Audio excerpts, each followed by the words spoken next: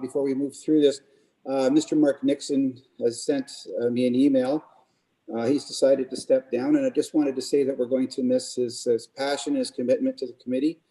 And I, for one, am sorry to see him leave, quite frankly. I do want to mention, though, that there will be a posting for the vacancy. And again, that process, and I believe Paul will be posting that if I'm staying corrected, and people can apply to council for that. Okay. So again, we appreciate the contribution of Mr. Nixon over the past, I guess, probably 2 years, right? It's been for a while. It's been a while. Is there any disclosure of community interest or nature thereof? And I don't see any. Adoption of the minutes. I think we had sent out a copy of the minutes. If there's any changes or questions to those, I need somebody to a mover and seconder to adopt those minutes. Colin? I move to accept them. Colin to move. Linda will second. Anyone opposed? So that's carried. All right. Business arising from the minutes. Was there anything that, I guess we've already talked about that. Okay, so we'll get right into it. Number 4A, phase 2 update, and that's Paul. Yeah, so currently right now, our update is there is no actual update, but we're positive as there's been many communities around that have actually received a no or rejection notice. So, you know, we're hopefully optimistic that's a good sign, and we're patiently awaiting. It's a bit further on than we hoped it would be. We'd hoped at this point we were already doing the final draft approval to get construction going in the spring. We're hoping that we're still going to be enough time for that if the funding comes out in time. However, we're still kind of in the dark on that and just waiting cautiously and patiently. All right.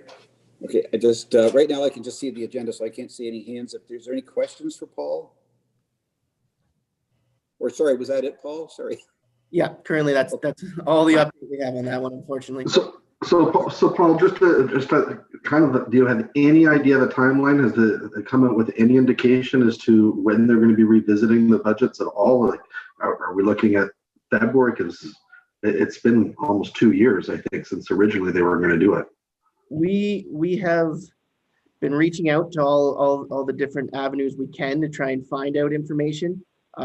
We know it's past the provincial phase. It's in the federal phase of review. And that's really, you know, your guess is as good as mine on that one. I mean, with all the money that's being spent, who knows what their plan is. So we're just being cautiously optimistic. Okay. Any further questions or comments for Paul? I can't see anybody on the screen. I don't know if we can go back to that, Lisa. Linda Barr has a question. Linda? No, I just crossed my fingers. Oh, okay. All right. That's more of a comment. Okay, good. Thank you. Daniel, if you can hear me okay, just yes. A couple of questions. And I guess it would likely be for Ron if he's on there. With the delay in the funding announcement, has there been any money that's been set aside? And is council looking at this a little bit differently to see, you know, how we can do this without the grant, knowing that that's certainly not our goal? I just wondered, have we started putting away some money for this project? So through you, Mr. Chair, we have in fact continued to put money away each year for this project. So we'll continue to do that. And like Paul said earlier, you know, the fact that we haven't got a no means something, because a lot of surrounding communities that we know applied under the same program did receive a no. So the fact that we haven't got a no it's not a yes, but it's not a no. So it's kind of like we're in limbo. We're just waiting for the final yes. And actually, I tried to call one of the MP's office today, left a message hoping to get some answers from them, but they're keeping it fairly close to their chest. I don't know, you know, Christmas is coming. maybe it'll be a Christmas gift. I don't know, but you know, I think we're still in the game. I think we're still in the running for it. But to answer your question, Colin, absolutely, council continues to put an amount each year away for that project for sure. You had another question, Colin? He's shaking his head no. No? Okay, all right, fair enough. So any other questions, comments for Paul on 4A? And I'm not seeing any. I'm just still seeing the agenda, so somebody's going to have to help me. So we're okay? We're okay. Okay, we can move on to 4B, the soccer fields. Ron? So a bit of an update. The chair and Councillor Mastarakis, as well as two members of the Lucan Minor Soccer Association, sat down and looked at a number of options, and then evaluated or rated those options, and then sort of ranked them and basically presented an in-camera report to council.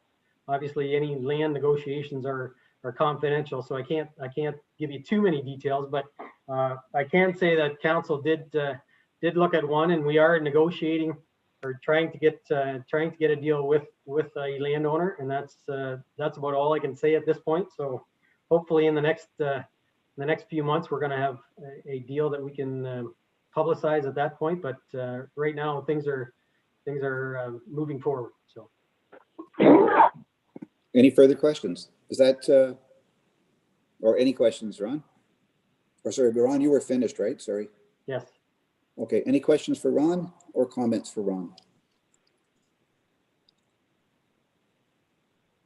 And I'm not hearing or seeing any, so is there anyone there? Sorry, I can't see any hands or any faces, so I've just got the agenda in front of me.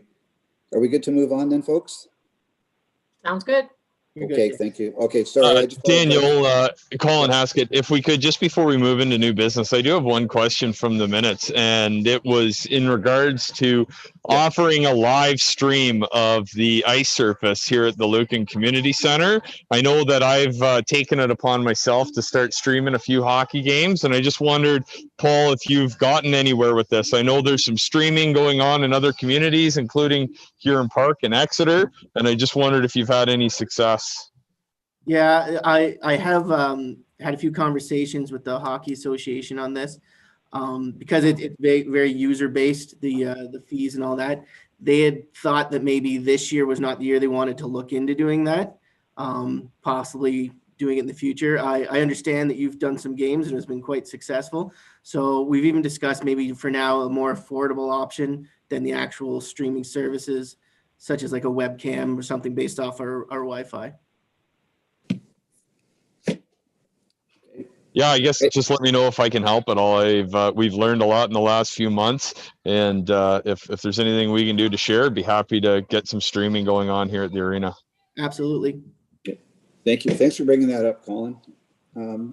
Any other questions we have for Ron at this time? Or okay, and just wanted to check. I know I've got the screen back. I can see all your faces.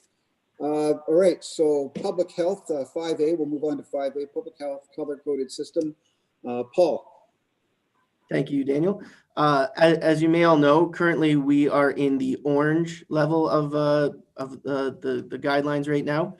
There isn't much changes to how we operate for under orange. The section 22 remains intact.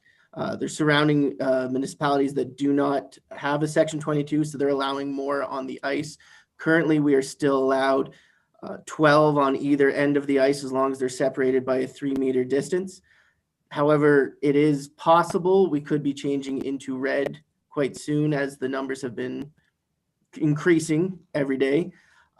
If this happens, it will drastically change how we operate. The programming that we've worked hard to bring back won't be able to operate the same way. The volleyball, the pickleball, any sort of games are not allowed to be played any longer. Hockey will return to practice only, training and drills, which would require I believe it's 2 to 3 meter spacing between all participants on the ice at this point. They would no longer be allowed to play as they are. And they even are now in red would be reducing the ability to divide the ice surface. It would go back to simply 10 on the entire surface. So it'll be a big change for hockey. We're working closely with them to make sure it's organized and well thought out before that even happens. But it's unfortunate. People are going to be unhappy about it, but at least we can still offer something and keep the kids on the ice. Thank you, Paul. Is there questions or comments for Paul on that?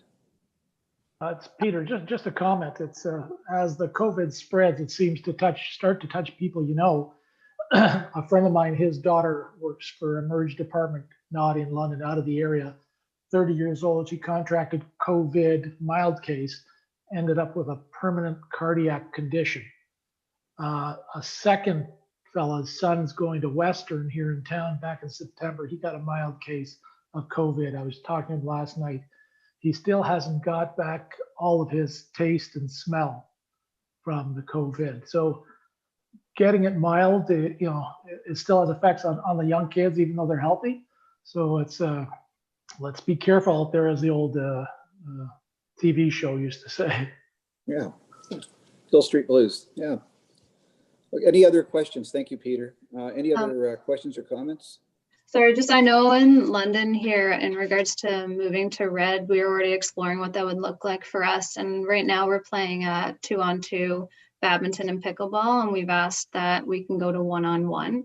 And we did get word back that we were able to do that, provided that the courts were spaced out appropriately. So I think that we're hoping that will be a bit of a workaround for still offering pickleball and badminton, but yeah, things like volleyball are definitely going to be out for us too. So. Thank you. Thank you, Amanda. Thank you. Anything further for Paul on 5A? Does it affect the exercise classes? They will still be allowed to operate with 10. They did because they all remain separated in those classes, so those will be able to continue. Okay. It's mainly the team sport that'll see the major impact. Right now on Orange as well as Red, sorry, I forgot to mention this, spectators are no longer allowed except for parental guardians. Yeah, I know grandparents have been thrown out. All the more reason to look into webcasting. Yeah. Yeah. Keep them in touch. Okay. Anything else further? 5A for Paul? I don't see any. New business 5B, 2020 internal review of Parks and Rec master plan. Paul? Thank you, through you, Chair. It's recommended that in 2020, we conduct an internal review to reconfirm the direction, priorities, and accomplishments in the Parks and Rec master plan. Abby and myself have already begun to start to look at these things, but I do invite the members of the committee to go, and I believe on page 109 in the master plan, it lists the recommendations, the key delivery recommendations. And I invite you to submit any comments or just observations for the needs of the community and what you've seen so far. And we're going to try and compile that together in a report to present to PRAC to look over. I do have a question, sorry. So will this be for our next meeting that we'll talk about? This will be on the agenda for the next meeting. So between now and whenever we meet again, we should be making comments directly to you. Please, yeah. if that's enough time. If we need more time, that's fine. It's just it's something that we're starting to work on. So as soon as you can, we invite that. Yeah, I'm just wondering if it would be prudent to maybe ask, and I'm just going to ask committee members, if that's something that we could do for between now and then, is maybe come up with some recommendations or some ideas or comments for Paul between now and then. I don't know when the next meeting is going to be. So again, if we do need more time, but I'm just wondering if it's something we can get moving on sooner than later. I don't know how people feel about that. Absolutely. I was going to propose a January 6th for the next meeting. So with the holidays, if that doesn't provide enough time, that's perfectly acceptable. But there are some things that I would like to have by January 6th, but that's further on down in the meeting. All right. Right. I'm just asking the rest of the committee how they would feel about that, if that's something that we could do or look at, or I know it's all voluntary, but is there any objections to that, or any other ideas? I'm happy to support and review and provide whatever feedback Paul and Abby would like. Happy to help. All right. Okay. Thanks. Just something to think about. Fair enough. Okay. Is there any other questions or comments for Paul on 5B? Nothing there. Okay. Moving on to return to safe programming. Paul, once again. Thank you, through you, Chair. currently we are offering our pickleball programming. We've only set up a certain amount of sessions. As you know, the color changing is very unknown. A good point Amanda made earlier that we can switch to one-on-one. For the volleyball, unfortunately, they will be affected, and they've only played so many games so far. So we're making sure they know that we're only going a few steps at a time. So we're not trying to promise more than we can deliver. We've begun doing our mums and parent and taught skates as well as senior skates. They've been quite popular. They've been hugely subscribed to. We've actually added extra hours throughout the day. We're still looking, and it's hard with the unknown for going into red. We were looking at some hours that might be available for public skate that's not during the day. However, with minor hockey and figure skating having to change their schedules again, they may need even more hours. So it's difficult. We don't want to do anything that's going to hinder their progress.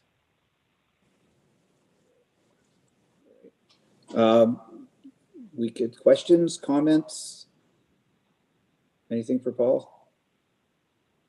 I don't see. No, we're good.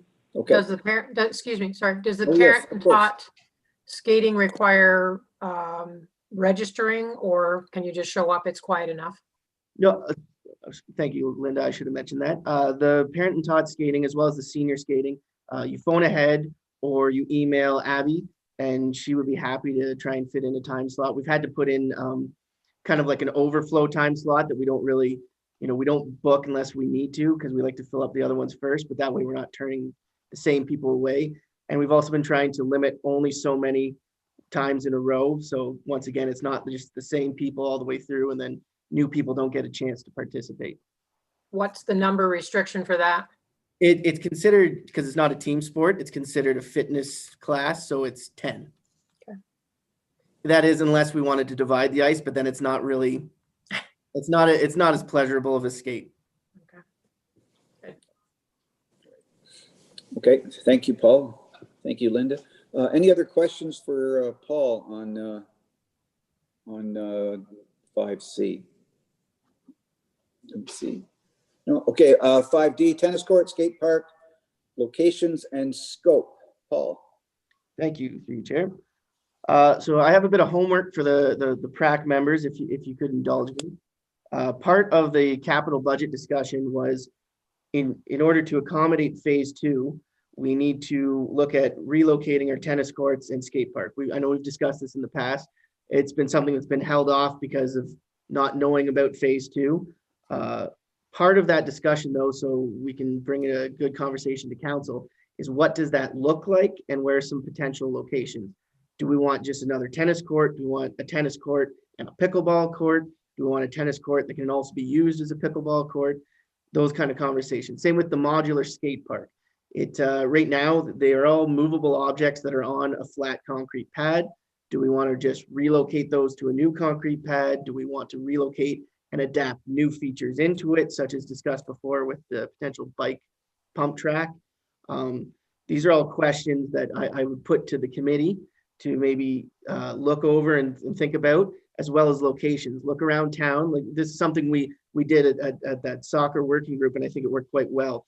If you could go out and look at locations in town, parks that belong to the municipality, and discuss where might be the good location to move these to. As I know, we're running out of room up at the arena. There's probably not going to be a room to accommodate all these features. And Google Earth is a great tool. You could go to Google Earth. There's county maps. You can go on there, and there's tools there to measure the distances, measure the space, and you can compare, and if you could, rate the pros and cons. And if you could submit that to me, I would like to compile it together and just for a presentation for us to talk about at the next PRAC meeting, and then make a decision to present to council. Okay. Is there any questions for Paul on when did you want that by, Paul? The next, by at least the next PRAC meeting, or preferably a week before, so I have time to compile it. Okay, and so everybody would know what properties are owned by the township? That would be easy to find. I'm just thinking about me trying to find that. So, I mean, I could probably find it, but I'm just wondering for people that maybe, yeah, you know what I'm saying? So is that- Absolutely. And if there's any questions at all about property, if you're unsure if it belongs to the township, please reach Okay. out. Okay, all right. Any other questions, comments? I have a question. Keith? Yes. So Paul, are you saying, so the skate park that's in Lucan now, you can move the jumps and everything? Is that what you're saying? They should be. I can't guarantee you, like they've been there in a long time. I can't guarantee how well they will react to the movement, but they are modular, so they can all be disassembled and lifted up probably with the backhoe and some chains and put on the trailer and be relocated. Because I'm in favor of doing that, because the price tag on these, like, remember Granton was like 90 grand, right? And it's the smallest one, right? So if Lucan decides, if we decide to go bigger, like, we're getting, now our price tag's going up, right? So I don't know, I'm just making a suggestion, but if you can move those skate things, I think it'd be easier. Where? I don't know. I don't know Lucan enough to I don't know where all these kids go, so I don't know. I can't help you on that part. I would say at the arena, but there's not going to be much room there. Yeah. Paul, I have a follow-up question to Keith's point, which I think is an excellent one. But what is the life expectancy on the skating park infrastructure that's there? That's something if that's what we'd like to do, I'm reaching out to the company that built it. I'd imagine it's concrete and steel, so I'd imagine it's got quite a long life expectancy. Other questions for Paul? Paul, tennis and skate park, are those still the two high in demand, or what other outdoor items should we be looking at? Anything else, or is this, remind me if this was summarized from some other priorities?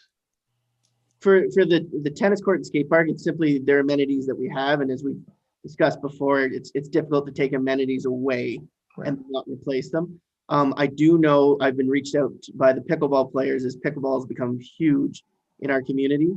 And there are some good designs in other communities where they've utilized a space for multi-purpose. So because you can play pickleball crossways, so you can play 2 games of pickleball on a tennis court.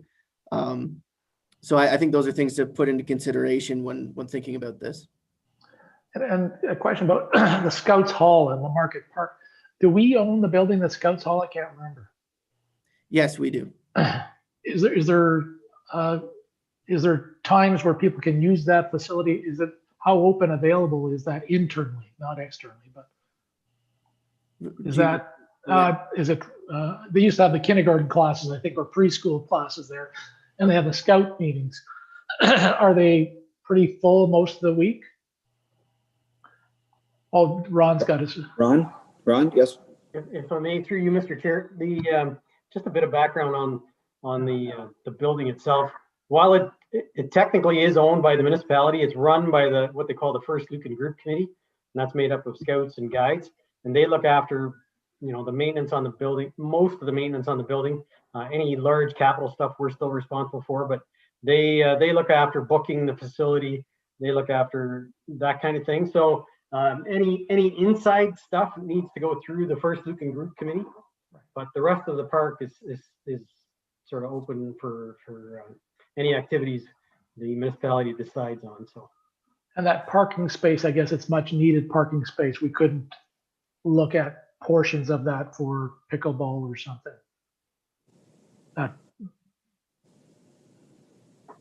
Yeah, I mean, that's a good question. Through you, Mr. Chair, there is I believe 2 picnic pavilions in there, Right. but I think they both have picnic tables in them, so it's not as if they can be used for pickleball, for example. Right. But, Okay. Parking space gets pretty maxed out Yeah. when it's busy there. Okay. Just to It's really clarify not- too, it's not that big. sorry, Go ahead, Linda. just to clarify, when the building was built, the agreement was, it was scouting and guiding and a combination of funding from the government that built the facility on township property. But scouting and guiding are the official leasee. My understanding is until this last kid standing kind of thing, with the nursery school as a subleasee to them. So although it does belong to the township, it is and always has been and was created for scouting and guiding in particular. Right now, of course, it's not getting a lot of use internally because the nursery school is there, but scouting and guiding have restrictions on their meetings. So of course, you won't see a ton of activity happening there except outside. But no, the building was created to facilitate scouting and guiding. Perfect. Oh, thank you, Linda. Thank you, Ron. Okay. Ron, was there anything else you wanted to add to that? No, I believe, I'm trying to rack my brain here, but I believe there is some sort of agreement. Linda, maybe you can help me out on this one. I think there is an agreement. Maybe tomorrow I'll have Tina at the office, see if she can dig out the latest version of that agreement. But I wouldn't say it's an operating agreement. It's kind of a understanding. Yeah, I'll see what I can pull and bring that to the next meeting anyway. All right. Okay. Thank you. Thank you, everyone. Is there anything else on 5D? Any other comments or questions? I have one more Keith? question. Yes, Keith. So Peter just made a point. So Market Street, I was just thinking of the ball diamonds. So on Elm Street where the water park is, do we use that diamond anymore? Is that like, because I'm just thinking, because you got the water park, then you could go skate park and tennis courts in that field and eliminate that diamond, or vice versa, eliminate the diamond on Market Street. Because, you know, the one on Market Street, yeah, it's in better shape than the one on Elm Street. But I'm just thinking, if you want to, we already got two parks that, but it sounds like Market Street's quite busy. I don't know, but I'm just thinking, like, they only use glass ball on Elm Street, so like we'd have to eliminate a diamond, but that's fair green space right back in there. I don't know. That's just a thought. Yep. Paul? If I may, through you, Chair. Absolutely. And this is exactly the kind of brainstorming and comments I'd like you to take some time to do.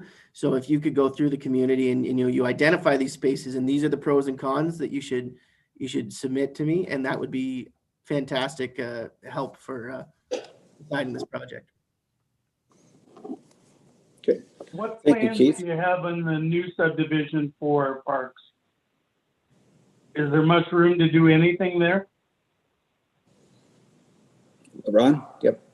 Through you, Mr. Chair, to Mr. Hall. There is some green space in the what we call the old Clover Village development in behind Clark's. There's a picnic pavilion that's in there. It's not overly big. I don't know, Paul, if you know how many, if it's 20 by 35 feet or something, but it's fairly small.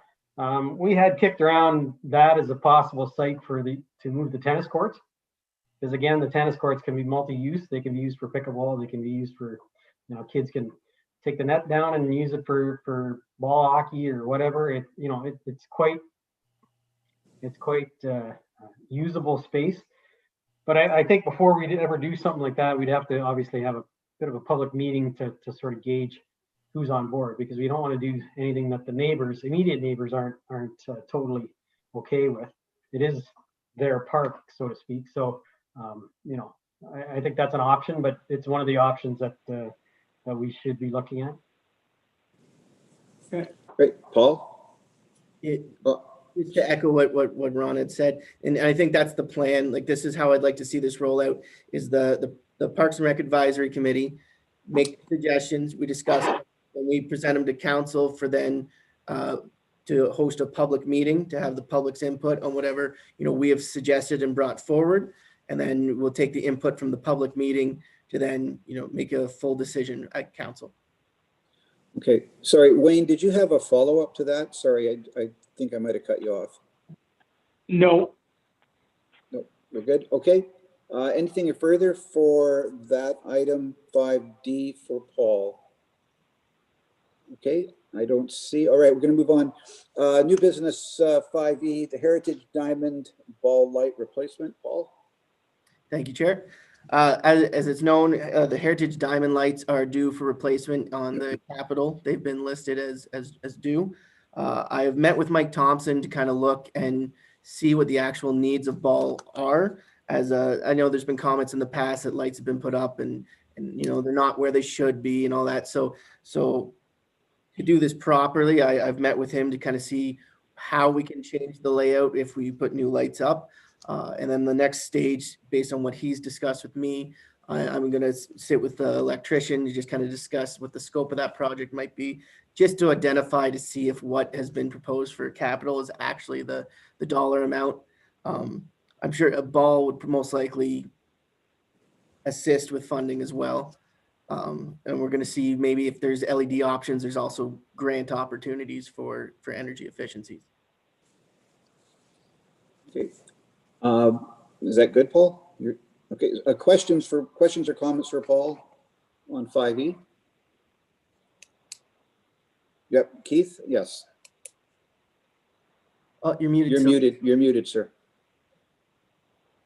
There That's the bigger diamond, right? Yes. Oh, okay, yeah. Yeah, no, I can understand why that's, yeah.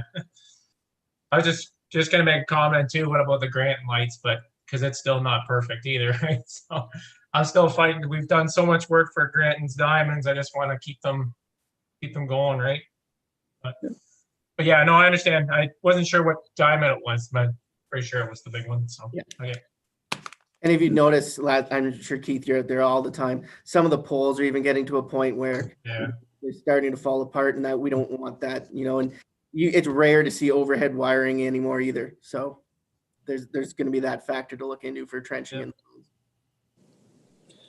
Okay, thank you. Thank you, Keith. Thanks, Paul. Is there any other questions or comments on 5E for Paul? Just before we move on, Paul, I'm just wondering, I'm just asking, as I do not direct staff, for 5B and D, is it possible maybe to get something out to the committee, just specifically what it is that you were looking for, just so that we all remember? I'm only mentioning that because those are two items that I think we need to move forward on and move on, and I don't want them lost. So if we could just get, if you don't mind, please. I should be going through Ron, I guess. I know, but I'm just asking. I'm requesting. Okay. Absolutely. I think what I'm going to do is that I can take the chart from the Parks and Rec master plan and I'll compose it into an Excel document that has room for you to insert your comments along there, as well as maybe a template for locations, pros and cons, and I'll submit that to the committee. Better than I was hoping for. Thank you. Okay, thanks. No, I appreciate it. Number 6, roundtable discussion, opening it up. Questions, comments, concerns, accolades. Paul, start us off. I may just, since I have you on the spot here, Keith, have you discussed much about the ice rink in Granton yet? I know we haven't really seen each other in a while. I would like to go forward and do it. I just don't, if it becomes a cold winter, I don't want to turn it up. I would like to. I was going to check with you to see. Actually, I was just going to do it, to be honest with you, but I was going to check with you anyway I would like to do it again, if the protocols will let me. Absolutely. I just know if I'd be disappointed if it was a cold winter and no ice. So, yeah, if I have your permission or everybody's permission to do the ice rink, I would like to do the ice rink. Absolutely. So Keith, what I'll do, there's plans that have been put out by so like the ice rink in Nairn. I know the City of London, they've done postings for COVID recommendations, and the key one is, same as the splash pad this summer, because it's not staffed, we can, you make notice of the if it's busy, come back at another time, really emphasize the rules and stuff when people are there. I know as volunteers, you guys are there all the time anyways, but so it's good for me to provide you that information for if you see things that are going on that shouldn't be happening, to give you kind of a toolkit to use. But I don't expect you to enforce, though. I would never ask that of you, and it's not your place. But if you see things out of hand, let me know, and I can inform bylaw or the police if need be. Yeah, the only question I have is because I know Granton's community here is getting bigger and larger with a lot of kids. And so we might run into that. I don't know. But problem is, like, just in the past years, we've had kids come from all over, right? Like St. Mary's, and that they know it's available. So hopefully that we don't come down to those. Hopefully everybody's pretty good at respecting, I guess. Like even when the kids are playing hockey, and if kids just show up, vice versa, the kids will stop or whatever. But it's pretty good. So see how it goes. I hope we get more than 2 days this year. Yeah. Okay, thank you. Thanks, Keith. Thanks, Paul. Any further comments, roundtable discussions, issues we need to discuss? Abby? One more. Oh, sorry. Keith, you can go ahead. Keith, go ahead, yes. Just regards of Granton Park, when is the Granton equipment due for new? Right now.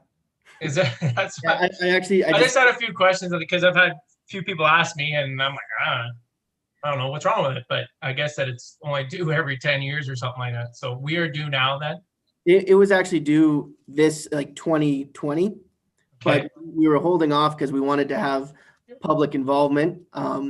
As COVID's progressing, it doesn't look like that's going to end and happen anytime soon. So I'm going forward with the tender submissions for that. I've discussed briefly with Bonnie. I know the committee might want to, contribute some money to that as well. So that's a discussion to have it at the committee level to kind of, it's been earmarked for what's there, but if you want something more, that's something to let me know before I submit the tender so we can add that to the cost. Okay. Good. Is that good, Keith? Yep, I'm good. Thank you. Abby? Just a reminder of our Connect the Dots program, as we have the potential to move forward in the framework into red and possible lockdown. Connect the Dots is for seniors or singles living within the area that would like a weekly phone call from yours truly, checking in to see if they have all the goods that they need, and actually has involved just light and general conversation as well, something to keep the seniors and single individuals entertained every hour for 20 minutes or so. So if anyone would like to sign up for that program, email or call me and we can happily accommodate. Thank you, Abby. Is there any questions or comments for Abby? Anybody want to add to that? I'm not seeing anything. Any other discussions, issues, items, things you want to ask? I have one, Daniel, Yes, sir. and it's mainly to Paul, I guess. Is there any problem with groups using our facility, going to other facilities, and then back to our facility? As being different medical units? There hasn't been any specific guidelines on that besides what's, if you're referring to hockey, for instance, the OHF has issued a guideline not recommending groups to play outside their health unit unless they get permission from the OHF. But other than that, that's the only real guidance. It's mostly the organizations that have recommended that. It's not actually through the color-coded system. Okay, thank you. Thank you, Wayne. Thanks, Paul. Anything further on the roundtable discussion? Going once. Ron, did you? Nope. Oh, Mr. Haskett had one. Oh, Mr. Haskett, sorry, Colin. No worries at all. Just one sort of small point I've noticed. It's been rare that I think people have needed support at the arena, but I guess I just wonder when you're there as a user and you may need to track down an employee, it feels a little bit like we're trapped in there in a pen. And I just wonder if there would be any ability to, return to having a staff cell phone listed at the entrances, something along those lines. I know that if you needed someone, I was thinking in an emergency or something along those lines, it might be kind of hard to track down somebody that works there during COVID. So just, I sort of raised that for thoughts. And then second of all, I'm aware of some groups that are traveling outside of the community to play hockey. And I understand that we're doing a really good job and the restrictions that we're following are important. I do get that. it's been kind of nice to be able to go to different communities that have a little bit lighter restrictions. I'll be 100% honest, and I don't see any difference as far as what's happening, and you know, I'm seeing 5-on-5 play, that type of thing, and I know you're doing the best job that you can, Paul, and I do appreciate that for sure, but I don't think that it's maybe all wrong at looking at other options and what we can do to allow things to, I don't know, just be what they are. You know, these are children playing sports that are all together at schools and on play yards and all of those types of things. It'd be different if it were adults, but yeah, I just kind of raised that. But a lot of the problems, I guess, are like Lucan minor hockey, not even minor hockey, but like the Ontario minor hockey. But I guess I just raised the point that, you know, this year, I know we didn't have swimming, we didn't do this, we didn't do that. There are other communities that are following different recommendations. And I guess I just hope that we're not always saying no. And as we look towards the future, I know that I'm hearing red on Monday, potentially, whether there's any truth to that. I know we're not going to do that, but I just hope that in 2021, we can start to figure out how to say yes a little bit more than we've been saying. Thank you, Colin. Paul, yes, please. Just to answer that through you, Chair. Absolutely. And I mean, a lot of those other communities that are around us, unfortunately, they're in other health units. So what we're mainly led by right now is that Section 22 order that the Middlesex Health Unit put in place, which keeps us in a bit more stringent rules. But I know Abby and myself have already discussed the upcoming spring, summer seasons, and, you know, what we can do based upon what we know under the color-coded restrictions. So we're hoping to be creative and work within those guidelines to do what we can. As for the number thing, I know this was something I was working on, because all the posters right now, I have my number up because it's basically this thing's attached to me 24/7. So I always tell people the best way is to get a hold of me, because if I have staff members out or shift changes, I can get a hold of whoever's in right away. But yeah, we need to do something different, I think. All right. Thank you, Paul. Mr. Haskett, do you have any other questions? You all right? Okay. Anything else that we need to talk about? Roundtable discussion items? Can I say one thing? Yes, Keith, of course. On the safety aspect, just because we've been going on the arena on the one side, right? Just because I just kind of did completion of my training course. The AED, can we have access to? Can we get to that with the doors closed in the front foyer? Yeah, there's a brand new AED right when you come inside. Is there on the side door there? Yeah, so like right, you know where you'd enter into the benches there? It's right there beside the table. Oh, okay, right in the, okay. Yeah. Okay, yeah. So No, okay. I always thought it was in the front foyer. That one's still in the front foyer. So okay. Because the building's been divided the way it has, there's now an AED outside the washrooms where it always has been. An AED in the center of the visitor side hallway. When you go in next, just look, there's a symbol right on the wall. It's got the heart and the person. Okay, awesome. And also in the active living center, there's also one in there now as well. Okay. Thank you, Keith. Thank you, Paul. Anything further with the roundtable discussions? Anyone else have anything else before we move on? We're okay? Okay, we have to think of the next meeting. Number 7, January 6th has been put forward. How does that sound to everybody? I was really hoping to go on a 1-week holiday down south at some point in January, but it won't be happening until 2022, I don't think. I'm going, but I can't tell you where, so I'm just kidding. I'm kidding. You can go to Arva, that's further south. Yeah, I was thinking Sault Ste. Marie, but that's the wrong direction. How do people, yes, Linda, sorry. In preparation for that meeting, my understanding that Paul, you will put together a simple format for us to comment on the things that you need answers on and the map.